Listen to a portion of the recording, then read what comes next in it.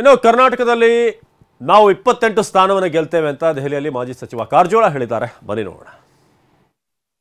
ನಿನ್ನೆ ದಿನ ರಾಷ್ಟ್ರೀಯ ಸಮಾವೇಶದಲ್ಲಿ 10 ವರ್ಷಗಳ ಕಾಲ ನರೇಂದ್ರ ಮೋದಿಜಿಯವರ ಆಡಳಿತದ ಎಲ್ಲ ಕಾರ್ಯಕ್ರಮಗಳ ಅನಾವರಣ ಮಾಡೋ ರೀತಿಯಲ್ಲಿ ಎಲ್ಲ ಕಾರ್ಯಕರ್ತರ ಮುಂದೆ ವಿವರವಾಗಿ ವಿವರಣೆ ನೀಡುವುದರ ಜೊತೆಯಲ್ಲಿ ಮುಂಬರುವ ಲೋಕಸಭೆ ಚುನಾವಣೆಯಲ್ಲಿ 400 ಸೀಟ್ಗಳನ್ನು ಗೆದ್ದು ಮತ್ತೆ ಭಾರತೀಯ ಜನತಾ ಪಕ್ಷ ಅಧಿಕಾರಕ್ಕೆ ಬರಬೇಕು, ನರೇಂದ್ರ ಮೋದಿಜಿಯವರು ಆಡಳಿತ ಮುಂದುವರಿಬೇಕು, ಈ ನಿಟ್ಟಿನಲ್ಲಿ ಕಾರ್ಯಕರ್ತರಿಗೆ ಮಾರ್ಗದರ್ಶನವನ್ನು ಮಾಡತಕ್ಕಂಥ ಕೆಲಸ ನಡೀತು. ಅದರ ಸಿದ್ದರಾಮಯ್ಯನವರು ಅಶೋಕ್ ಸುಗಂಧರಾಜ ಹೂವಿನ ಕೃಷಿ ಮಾಡಿ ಅರ್ಧ ಎಕರೆಗೆ 3.5 ಲಕ್ಷ ಗಳಿಸ್ತಿದ್ದಾರೆ. ನೀವು ಕೂಡ ಅವರಿಂದ ಕಲಿಬೇಕಾ? ಅವ್ರ ಜೊತೆ ವಿಡಿಯೋ ಕಾಲ್ನಲ್ಲಿ ಮಾತಾಡಬೇಕಾ? ಈಗಲೇ ಫ್ರೀಡಮ್ ಆ್ಯಪ್ ಡೌನ್ಲೋಡ್ ಮಾಡಿ. ಬರೀ ಸುಳ್ಳು ಆರೋಪಗಳನ್ನ ಮಾಡೋದರ ಮೂಲಕ ಯಾವುದೇ ಅಭಿವೃದ್ಧಿಯನ್ನು 8 ತಿಂಗಳಲ್ಲಿ ಮಾಡಿಲ್ಲ. ನಮ್ಮ ಸರ್ಕಾರದಲ್ಲಿ ಆಗಿರ್ತಕ್ಕಂಥದ್ದು, ಬೊಮ್ಮಾಯಿ ಅವ್ರ ಸರ್ಕಾರದಲ್ಲಿ ಆಗಿರ್ತಕ್ಕಂಥ ಯೋಜನೆಗಳನ್ನು ಈಗ ಬಜೆಟ್ ಭಾಷಣದಲ್ಲಿ ಮತ್ತೊಮ್ಮೆ ನೋಡಿ. ಪಕ್ಷದ ಸಂಘಟನೆ ಮತ್ತು ಬೂತ್ ಮಟ್ಟದ ಚುನಾವಣಾ ತಯಾರಿ ಏನು ಮಾಡಬೇಕು ಅದರಲ್ಲಿ ಇನ್ನೂ ಪ್ರಥಮ ಹಂತದಲ್ಲಿ ಚರ್ಚೆ ಆಗಿದೆ. ಮೋಸ್ಟ್ಲಿ ಇವತ್ತು ಪ್ರಧಾನಮಂತ್ರಿ ನರೇಂದ್ರ ಮೋದಿಜಿಯವರು ಅವರ ನಾಯಕತ್ವದಲ್ಲಿ ಸಮಾರೋಪ ನಡೀತಾ ಇದೆ. ಭಾಳ ಒಂದು ಇನ್ಸ್ಟ್ರಕ್ಷನ್ ಕೊಡುವಂಥದ್ದು, ಪಾರ್ಲಿಮೆಂಟ್ ಇಲೆಕ್ಷನ್ ಯಾವ ರೀತಿ ಗೆಲ್ಲಬೇಕು, ಬೂತ್ ಮಟ್ಟದಲ್ಲಿ ಯಾವ ರೀತಿ ಕೆಲಸ ಮಾಡಬೇಕಂತ ಹೇಳಿ ಇವತ್ತು ಗ್ರೌಂಡ್ ಲೆವೆಲ್ದಿಂದ ಸ್ಟೇಟ್ ಲೆವೆಲ್ ಮತ್ತು ಸೆಂಟ್ರಲ್ ಲೆವೆಲ್ ಇರುವಂಥ ಕಾರ್ಯಕರ್ತರು ಇಲ್ಲಿ ಬಂದಿದ್ದಾರೆ.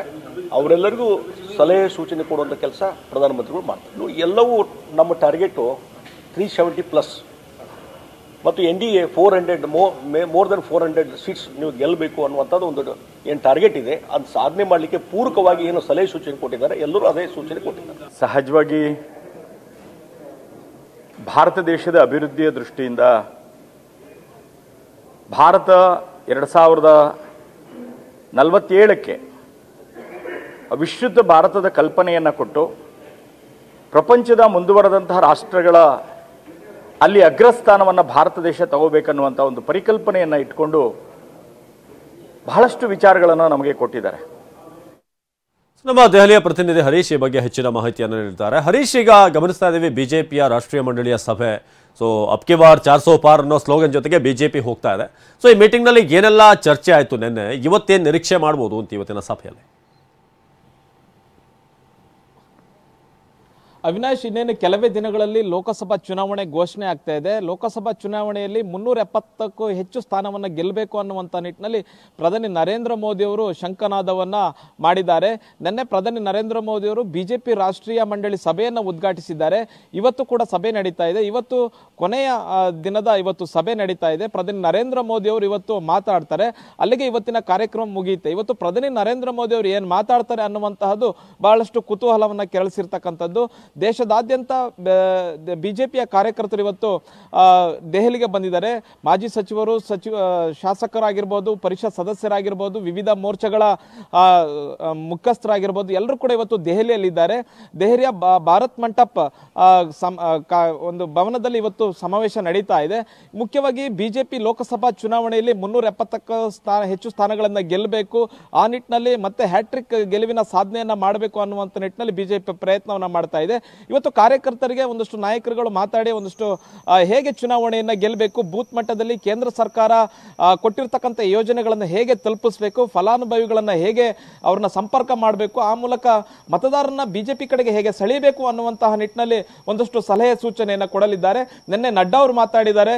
ಮತ್ತೆ ಆರ್ಥಿಕ ಸಚಿವರಾದಂತಹ ನಿರ್ಮಲಾ ಸೀತಾರಾಮನ್ ಅವರು ಕೂಡ ಮಾತನಾಡಿದ್ದಾರೆ. ಉತ್ತರ ಪ್ರದೇಶದ ಮುಖ್ಯಮಂತ್ರಿ ಯೋಗಿ ಆದಿತ್ಯನಾಥ್ ಅವರು ಮಾತಾಡಿದ್ದಾರೆ. ರಾಮ ಮಂದಿರ ನಿರ್ಮಾಣದ ಕುರಿತು ಅವರು ಚರ್ಚೆಯನ್ನ ಮಾಡಿದ್ದಾರೆ. ಅದರ ಜೊತೆಗೆ ಭಾರತ ಆರ್ಥಿಕವಾಗಿ ಹೇಗೆ ಅಭಿವೃದ್ಧಿ ಹೊಂದ್ತಾ ಇದೆ ಅನ್ನುವಂಥದ್ರ ಬಗ್ಗೆ ನಿರ್ಮಲಾ ಸೀತಾರಾಮನ್ ಅವರು ಮಾತಾಡಿದ್ದಾರೆ. ಹೀಗೆ ಒಂದೊಂದು ವಿಚಾರದ ಬಗ್ಗೆ ಒಬ್ಬೊಬ್ಬರು ಸಚಿವರುಗಳು ಮಾತಾಡಿದ್ದಾರೆ. ಇವತ್ತು ಪ್ರಧಾನಿ ನರೇಂದ್ರ ಮೋದಿ ಅವರು ಕೂಡ ಮಾತಾಡ್ತಾರೆ. ಮುಖ್ಯವಾಗಿ ಹೇಗೆ ಫಲಾನುಭವಿಗಳನ್ನ ಸಂಪರ್ಕ ಮಾಡಬೇಕು, 370 ಸೀಟ್ಗಳನ್ನ ಗೆಲ್ಲಲಿಕ್ಕೆ ಹೇಗೆ ಪೂರಕವಾಗಿ ಕಾರ್ಯಕರ್ತರು ಬೂತ್ ಮಟ್ಟದ ರಂಗದಲ್ಲಿ ಇಳಿದು ಹೇಗೆ ಕೆಲಸ ಮಾಡಬೇಕು ಅನ್ನುವಂಥ ನಿಟ್ಟಿನಲ್ಲಿ ಚರ್ಚೆಯನ್ನ ಮಾಡ್ತಾ ಇದ್ದಾರೆ. ಇವತ್ತಿನ ಭಾಷಣ ಬಹಳಷ್ಟು ಮುಖ್ಯವಾಗಿರುತ್ತೆ. ಅವಿನಾಶ್, ಧನ್ಯವಾದ ಹರೀಶ್.